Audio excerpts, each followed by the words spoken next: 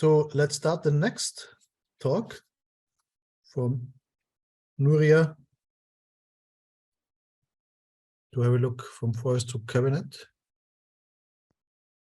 So again, today I'm here to present some of the biographies of some Gunayala carvings located at the Museum of the World Culture in Gothenburg in Sweden.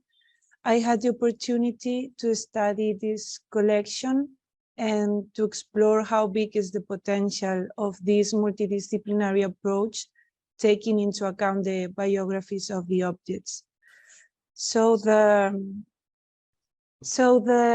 this collection, the Kuna collection in this museum, starts with Erland Nordenskiöld, one of the most famous anthropologists in Sweden.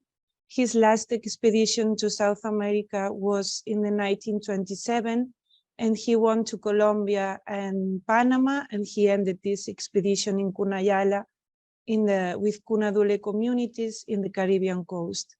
3 years later, he brought this Kuna man, Rubén Pérez Cantule, to the museum for a few months to do a research stay in order to have as much context as possible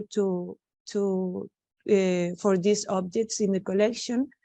And after Nordenskiöld's death, Rubén Pérez Cantule kept the contact with this institution and with the other anthropologists as Henry Bazin. So we have all of his notes, which are really interesting in that collection.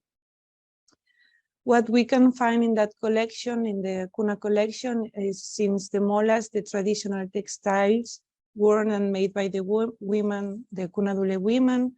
We have basketry, we have all kinds of medicinal plants, including bark, seeds, roots, or even leaves. All kinds of wooden material culture, including seeds, domestic items, miniature models of the canoes, musical instruments, and also these sculptures known as Nutsugana, which I will introduce now. But among these, we also, in the archive, they have so many pictures, drawings, the field diaries, maps, which provide us with a great deal of information, not only about the objects, but also about the people and about the anthropological expeditions. But one of the most interesting objects in that collections are the Nutsugana, these sculptures. Nutsugana is the plural form to call these carvings, but the singular form is Nutsu. So who are the Nutsugana?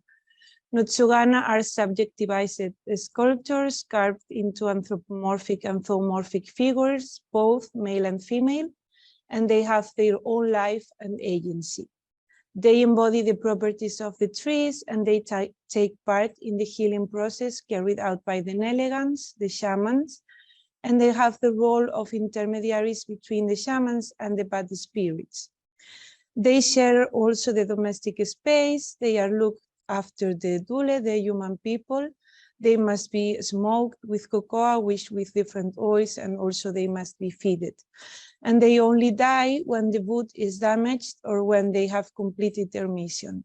After they are dead, they can be sold, they can be given as a gift, or they can used as a toy for children. But even Nutsugana is the general word to call these sculptures. We have to clarify that there are 3 different categories. We have the Ukurwar, let's say the maxi version. This Ukurwar means literally balso tree. They are made, all of them, of balso tree. And they are specifically carved to special occasions, for example, when a pandemic or a plague strikes a village. In this case, a special ritual has to be carried out by a special Nele, who is called Obsogedi, and they are carved specifically for this occasion.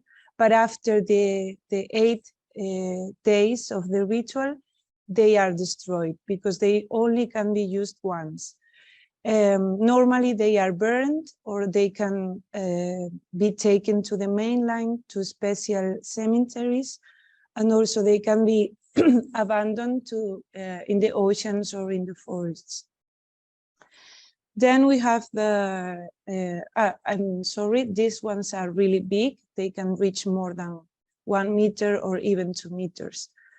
Then we have the Nutsugana themselves. They are not made only with balsa tree. They are carved from more or less 20 special trees.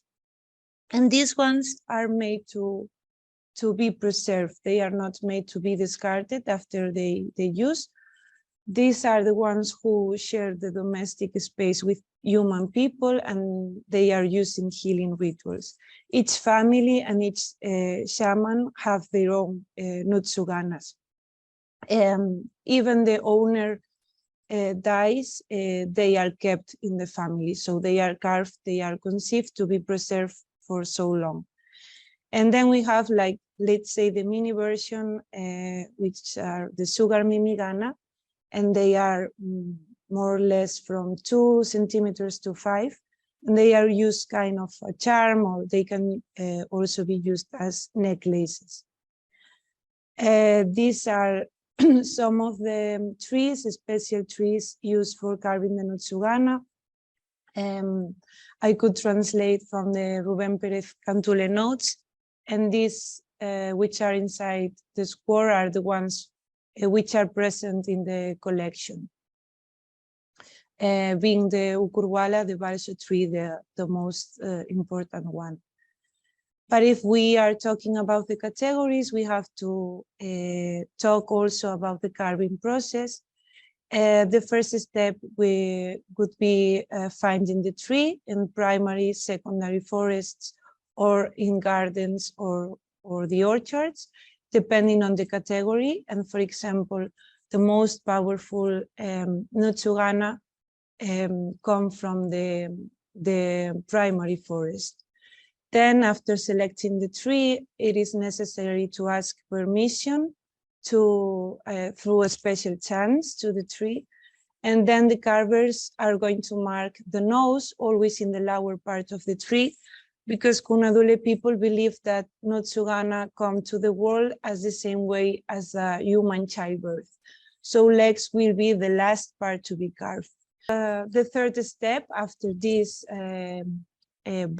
special birth, could be carving the sculpture with the kwa, which means in Kuna language heart, and this is the core, the inner core of the tree. So all of the ritual sculptures have to be carved with the inner core of the tree, and also the main poles of the houses. But as I said before, not all the trees are suitable for carving the Nutsugana, and also not all the people can carve the Nutsugana. Usually the carvers are the old men who started to learn how to carve the canoes, then all kind of domestic items, and at the end they are prepared to carve Nutsugana. But these carvers are not the ones who bring them to life. Only a person who knows the language of the spirits can do that. And this process is called oduloe. So for example, in the recent times, these Nutsugana, which are carved to be sold to the tourists, they are not alive, let's say. Next slide, please. Yeah, thank you. So after learning a little bit about these carvings and about their life cycle, this complex life cycle, I brought you some examples that I could study in the collection, and to explore how important can be known a little bit about their biographies. So the first one is really interesting because it's the only one in the collection which came from Colombia and not from Panama. It came from Rio Caimán Nuevo, from the Cunadule communities in the Pacific region of Colombia, and it was brought by Henry Bazin in the 1947. This is really interesting because we can compare the carvings from the mainland and the carvings from the coast, and see how they still share this all this straight relationship with trees and forests, even they moved to the coast. At the beginning, I didn't find so much information about this carving. It was a little bit lost in the deposit of the museum. But then I realized that probably because it is made of balsa tree, and because attending to the site, that probably it was an ukurwar. Next slide, please. But also revising the information in the archive, I found that in this expedition with Henry Bazin, he was not alone. He was with this Colombian anthropologist, Rachel Dolmatov, one of the most famous anthropologists in Colombia. And also I found a picture, next slide, please. And I could identify this object. So definitely I knew that this was an ukurwar, but I don't have enough information to know which was the plague or the pandemic, what was the main reason why they carved them. But what I found also is that Rachel Dolmatov took 3 of these sculptures and with him, and after revising the digital repositories of the Colombian ethnographical collections, I could find them in the ICANN collections, and I could identify them in that picture, which I think it's so beautiful. I wrote them to try to have more information about the object, but I don't have the reply. Next slide, please. The other example that I brought to you is these 2 ukurwars. They were in Tigre Island in the Panama, in Gunayala Islands, and they were placed with hundreds of them because at that time, while Henry Bazin was visiting that island, there was a really bad pandemic. I could identify these 2 in this picture, but in fact, there are 4 in the collection. Next one. Because Henry Bazin asked permission to the main chief to take these 4, because as I said before, they were planned to be destroyed after the ritual, they were planned to be burned, so it was not difficult to buy them. Probably these 4 are the only survivors, let's say, of these hundreds ukurwars. They are now on permanent display in the museum exhibition, but they are exposed in a room dedicated to the ocean, which is really curious because, as I say, Notsugana are related to the forest and to the trees, not to the ocean. Next slide. Similar case happened with these sculptures. They are also ukurwars carved from balsa tree. And these ones were made in the 1961, and they were in Ustupu Island, and they were carved to fight against a snake plague. So we can see a bat, we can see these 2 eagles, this snake also, because it's supposed that they are animals to fight against the snakes. And in this case, they were taken to the museum by an indigenous guy who is called Guillermo Hayans. And as the same way as Rubén Pérez Cantule, he was in contact during so many years with the Swedish institutions. All of them, they are placed in the deposit, not on permanent display, probably because they are not as much powerful and as much impressive as the other ones. But only one is on permanent display. Next slide. This bird from here, and it is curious because it is exposed in the kids section of the museum, and it is surrounded by random sculptures from all over the world. But it is not the only case, because we can find so many Notsuganas in this kids section. So literally, I had to find them because I could not find them in the deposit. So I brought these pictures because also knowing a little bit about the biography of the objects can help us to decolonizing the collections also, and take into account the indigenous perspectives. Next slide.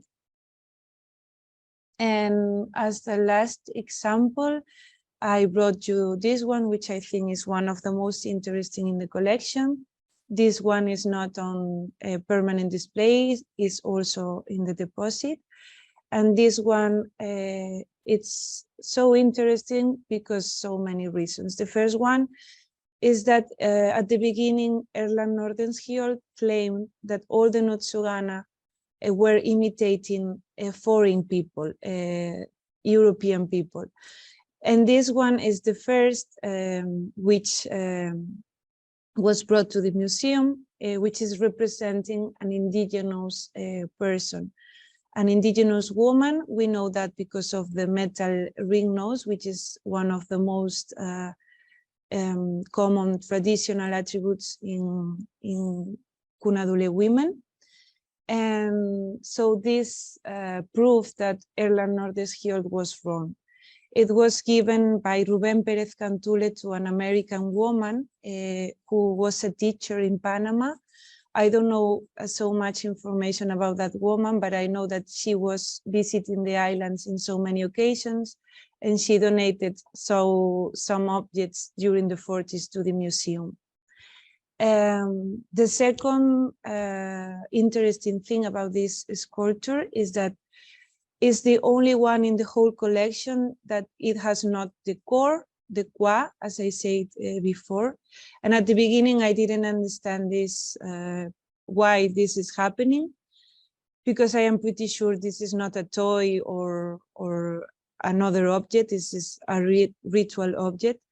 But then I remember that in some historical sources, I read that driftwood is really appreciated by Cunadule people because they believe that wood from the oceans, the material from the oceans, is really powerful. And this would explain why this piece has not the core, and also would explain these specific particular boards. Which I haven't found them in another object, in any object. And attending to the size, to the morphology, to the spread, I think it could be they could be made from shipworms, for example, from the genus Teredo.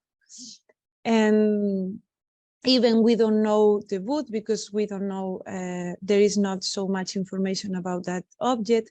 Rubén Pérez Cantule said that it is really old.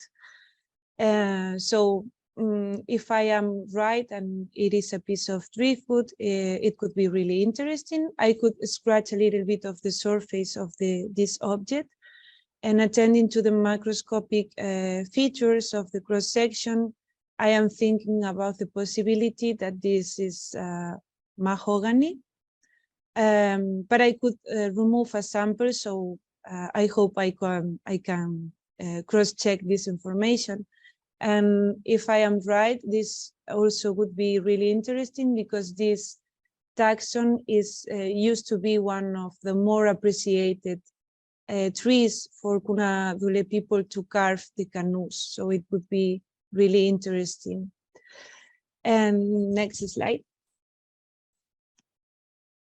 And just to sum up, I would like to indicate how important it is to take into account the biographies of the objects, especially in that case, to see what Notsugana can tell us, and not only about the forests and about the trees where they come from, but also about the people who carve them, about the tree-people interaction, and how they manage the biodiversity in this specific aspect of carving.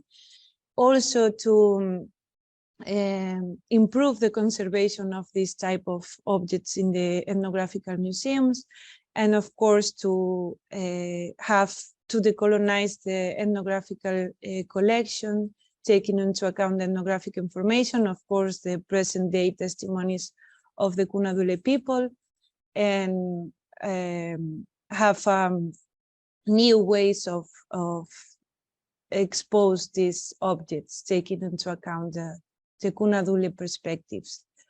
So next slide, and I finish. Thank you so much for your attention, and I hope you enjoy it. Thank you very much, Nuria, for this very nice introduction to a very nice part of wood culture.